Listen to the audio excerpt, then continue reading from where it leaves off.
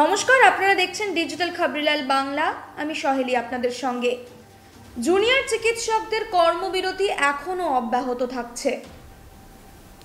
আরজিকর ঘটনায় আন্দোলনের 40 দিন পেরিয়ে গেছে এবং স্বাস্থ্য ভবনের সামনে ধর্ণা মঞ্চ গঠনের আজ 9ম দিন। টানা 9 দিন ধরে আন্দোলনকারী জুনিয়র চিকিৎসকরা স্বাস্থ্য ভবনের সামনে রয়েছেন। নিজেদের দাবিতে অনড় থাকছেন তারা। মূলত যে 5 দাবি নিয়ে মুখ্যমন্ত্রী মমতা বন্দ্যোপাধ্যায়ের সাথে সোমবার দিন যে বৈঠক হয়েছিল, সেই বৈঠক শেষে যে সিদ্ধান্ত এসেছিল, সেই সিদ্ধান্ত কিছুটা কার্যকর হলেও এখনও তাদের আলোচনার জায়গা থেকে যাচ্ছে বলেই জুনিয়র চিকিৎসক মারফত খবর পাওয়া যাচ্ছে।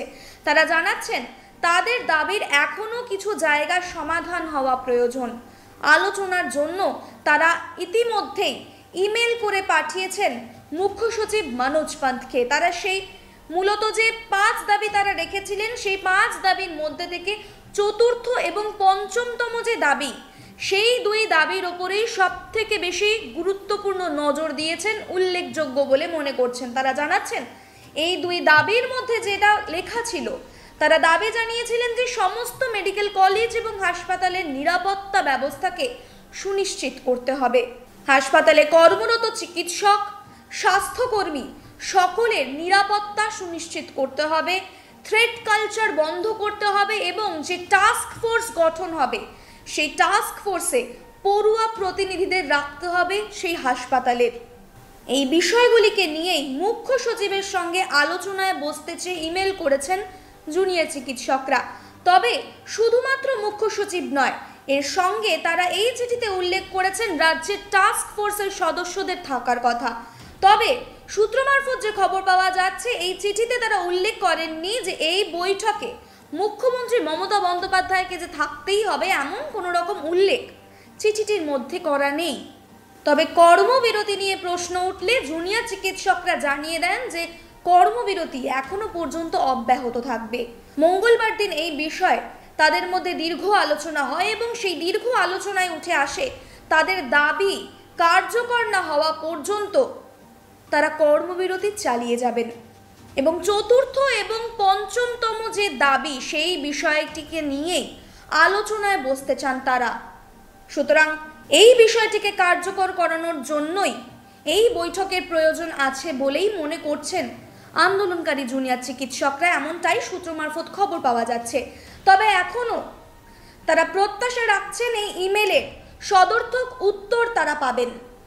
প্রসঙ্গত বলে রাখা যায়, বারংবার বৈঠক ভেস্তে যাওয়ার পরেও, বৈঠক না হওয়ার পরে অবশেষে সোমবার দিন মুখ্যমন্ত্রীর বাসভবনে, কালীঘাটের বাসভবনে মুখ্যমন্ত্রী মমতা বন্দ্যোপাধ্যায়ের সঙ্গে বৈঠকে বসেন জুনিয়র চিকিৎসকরা এবং সেখানেই যে 5 দফা দাবি তারা রেখেছিল, সেই 5 দফা দাবি নিয়ে পর্যালোচনা হয় এবং মুখ্যমন্ত্রী মমতা বন্দ্যোপাধ্যায় মিটিং শেষে জানান যে আলোচনা সদর্থক হয়েছে এবং সেই বিষয়ে যে সিদ্ধান্ত আনা হয়েছে, সেই সিদ্ধান্ত সম্পর্কে তিনি জানিয়ে দেন। আন্দোলনকারী জুনিয়র চিকিৎসকদের দাবি মেনেই বিনীত গোয়েলকে সরিয়ে দিয়ে কলকাতার নতুন সিপি হয়েছেন মনোজ বর্মা। অভিষেক গুপ্তর জায়গায় ডিসি নর্থ হয়েছেন দীপক সরকার। অভিষেক গুপ্তকে পাঠানো হয়েছে ইএফআর 2nd ব্যাটালিয়নের সিও করে। জ্ঞানবন্ত সিং হয়েছেন এডিজি আইবি। জাভেদ শামীম হয়েছেন এডিজি আইন শৃঙ্খলা। কিন্তু স্বাস্থ্য সচিবের অপসারণের দাবিতে এখনও অনড় রয়েছেন জুনিয়র চিকিৎসকরা।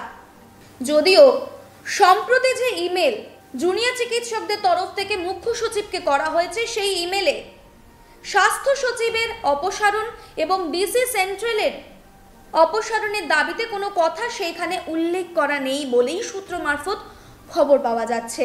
তবে জুনিয়র চিকিৎসকদের দাবি মেনে যে রদবদল ঘটানো হলো, যে পরিবর্তন আনা হলো, সেই পরিবর্তনের ওপরেও কিন্তু প্রশ্ন তুলেছেন জুনিয়র চিকিৎসকরা।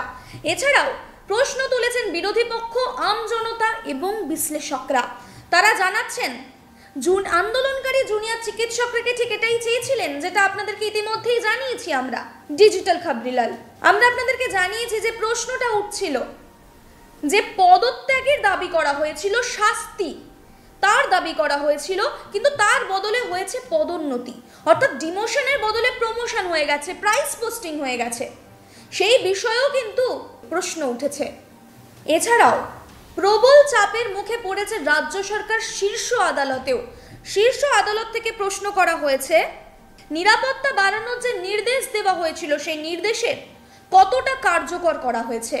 আর.জি. কর মেডিকেল কলেজের সিসিটিভি থেকে নিরাপত্তা, চিকিৎসকদের জন্য বিশ্রামাগার, শৌচালয় থেকে ফিয়ার সাইকোসিস অর্থাৎ থ্রেট কালচার, সেই সমস্ত বিষয়গুলি নিয়েই যে মঙ্গলবার দিন শীর্ষ আদালতে প্রবল চাপের মুখে পড়েছে রাজ্য সরকার। এছাড়াও রাজ্য সরকারের রাত্রি সাথী বিষয়টিকে নিয়েও কিন্তু প্রবল চাপের মুখে পড়তে হয়েছিল, প্রশ্নের মুখে পড়তে হয়েছিল রাজ্য সরকারকে।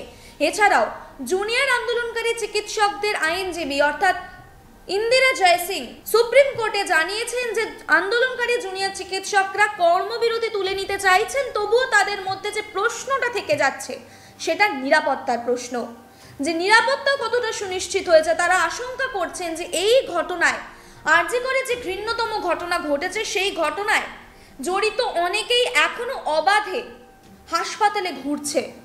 তো সেই ক্ষেত্রে সেই সমস্ত বিষয়গুলিকে জেনেও তারপরে কিভাবে সেই কর্মস্থলে যেখানে এমন ঘটনা ঘটেছে, নিন্দনীয় ঘটনা, কিভাবে নিরাপত্তা বজায় রেখে কাজ করবেন তারা।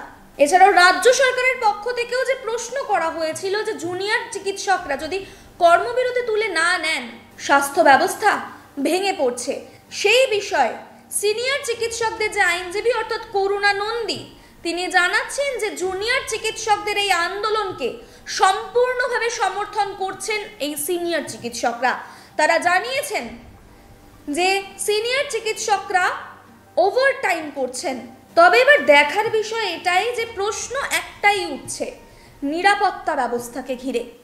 নিরাপত্তা ব্যবস্থা কতটা সুনিশ্চিত করা এখনো পর্যন্ত হয়েছে, কতটা কার্যকর হয়েছে, প্রশ্ন করছেন শীর্ষ আদালত, প্রশ্ন করছে আন্দোলনকারী জুনিয়র চিকিৎসকরা, প্রশ্ন করছে রাজনৈতিক মহল, প্রশ্ন করছে আমজনতা।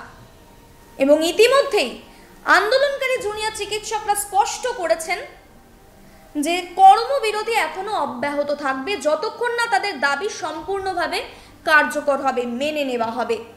এবং যে মূলত যে 4 এবং 5 নম্বর যে দাবির ওপরে তারা বারংবার গুরুত্বপূর্ণ নজর দিতে বলেছেন এবং নজর দিয়ে সেদিকেই নজর রেখেই আবারও আলোচনায় বসতে চেয়েছেন মুখ্য সচিবের কাছে। সে যে ইমেল পাঠিয়েছেন ডাক্তারদের, সেই ইমেলেই সাড়া দিয়ে বুধবার অর্থাৎ আজ বৈঠকে বসতে চলেছেন আবারও মুখ্য সচিব মনোজ পান। নবান্নের সভাঘরে সন্ধ্যে 6:30টার সময় এই বৈঠক শুরু হবে বলেই জানাচ্ছেন তিনি, এবং ডাক্তারদের 30 জন প্রতিনিধিকে সন্ধ্যে 6:15 মধ্যেই নবান্নে উপস্থিত হয়ে যেতে অনুরোধ করেছেন তিনি। এবার দেখার বিষয় এটাই যে বৈঠকের পরে কি সিদ্ধান্ত উঠে আসে। যে দাবি রাখতে চলেছে জুনিয়র চিকিৎসকরা সেই দাবিগুলিকে মেনে নেওয়া হবে। তবে এবার দেখার বিষয় এটাও, সুপ্রিম কোর্টের তরফ থেকেও কিন্তু প্রশ্ন উঠেছে নিরাপত্তা ব্যবস্থা নিয়ে রাজ্য সরকারের উপর। এরপরে কতটা তৎপর হয়ে ওঠে শাসক শিবির, নজর থাকবে আমাদের।